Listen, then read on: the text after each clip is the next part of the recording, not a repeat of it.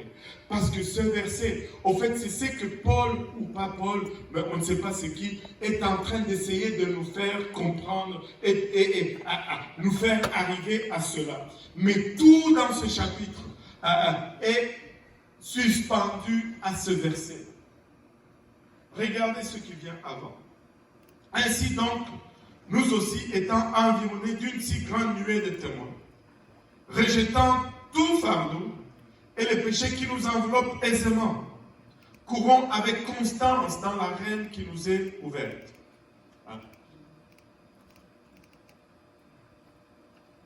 Ça sonne comme quoi ça?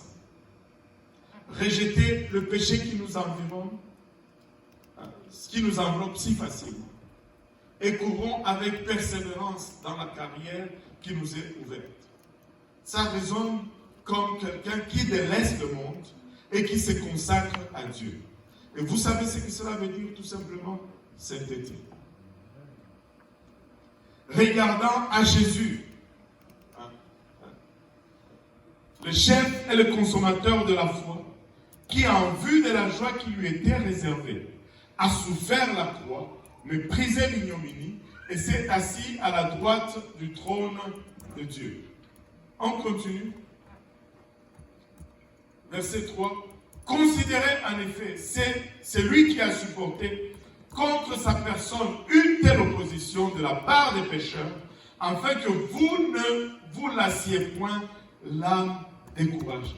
Au fait, il est en train de nous dire que si nous regardons ce qu'il a souffert,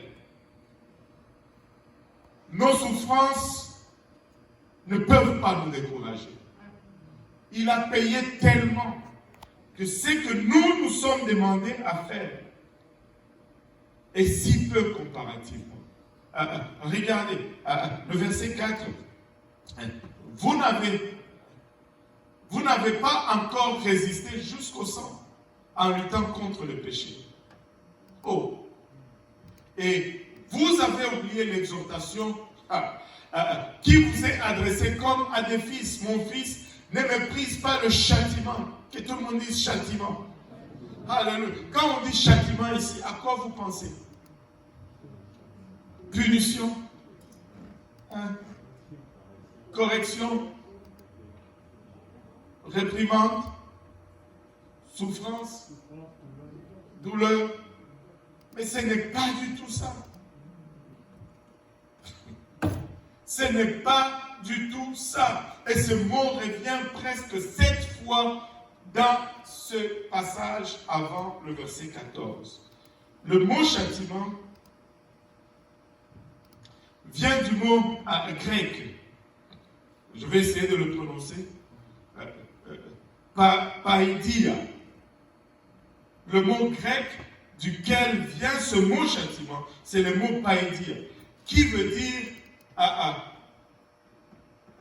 je ne sais pas si on peut dire ce mot en français, tutorage. Faire enseigner un enfant, en fait. Qui est éducation, ou entraînement, ou formation. Le mot châtiment ici, ce n'est pas nécessairement Dieu qui nous met dans un coin et qui nous met à genoux, le bras en l'air en tenant un tabouret jusqu'à ce que nos bras... Qui ont subi cela? Ces oncles qui nous mettaient dans le coin et qui nous mettaient le main en l'air, même s'ils ne mettaient pas le tabouret, juste un moment là, et tes mains commençaient à peser des tonnes.